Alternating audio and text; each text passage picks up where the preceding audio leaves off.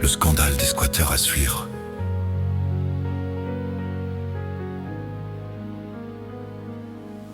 Tu veux de l'injustice. Tu veux de l'absurdité politique. Tu as un monde à l'envers, le voilà. En Belgique, pays sans gouvernement, pays sans loi claire. Pays où la justice marche sous la tête. On exclut les chômeurs après 50 ans de gloire. On met la précarité dans la précarité. Et un squatteur pas dormir. Parfois avec sa famille, dans ton lit. Pendant que toi, le propriétaire, tu dors à l'hôtel ou chez ta famille.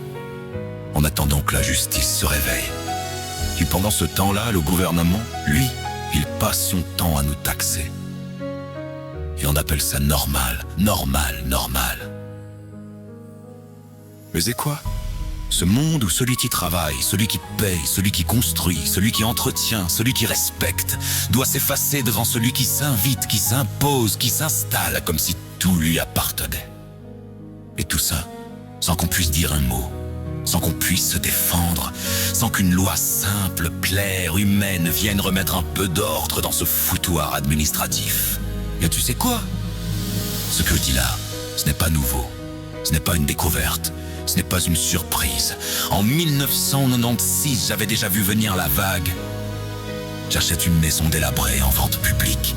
Je veux la remettre debout, je veux aider, je veux tendre la main au SDF. Mais avec des règles, avec du respect, avec de la dignité. Et comme toujours, les politiques regardent ailleurs, ils ne voient rien. Ils ne comprennent rien, ils ne bougent pas. 4 ans plus tard, ils se réveillent et découvrent ce que j'avais dit dès le début trop tard, comme d'habitude. Et aujourd'hui, 30 ans après, on y est exactement là où j'avais dit qu'on arriverait. J'avais prévenu. Certains pays mangent du riz et de la viande un jour. Eux mangeront la viande. Et nous, le riz.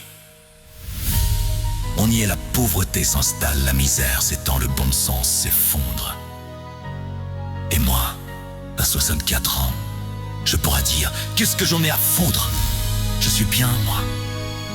Mais non, parce que la rage revient, parce que l'injustice me brûle encore, parce que je refuse de fermer ma gueule quand le monde marche sur la tête. Alors oui, je parle fort, oui, je parle vrai, oui, je parle cru, mais je parle par la dignité, pas par colère. Parce qu'annoncer le mort d'un vivant, c'est pas une erreur, c'est salir une vie, c'est voler du temps, c'est nourrir le vide. Et souvenez-vous d'une chose. Le silence honnête vaut mieux que le bruit des perroquets. Et pour ceux qui croient encore que ce n'est rien, que ce n'est pas grave, que ça arrive, qu'ils lisent ceci et qu'ils ouvrent enfin les yeux. Diffamation, oui, quand ça porte atteinte à l'honneur. Fausse information, fake news. Juridiquement reconnu.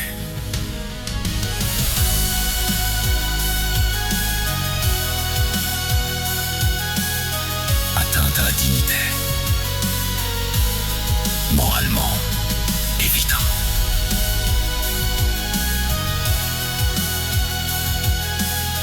Pour la personne, la famille, les proches. Parce que derrière chaque rumeur, il y a une vie, derrière chaque mensonge. Il y a une blessure. Et derrière chaque perroquet, il y a un silence qui aurait dû rester fermé.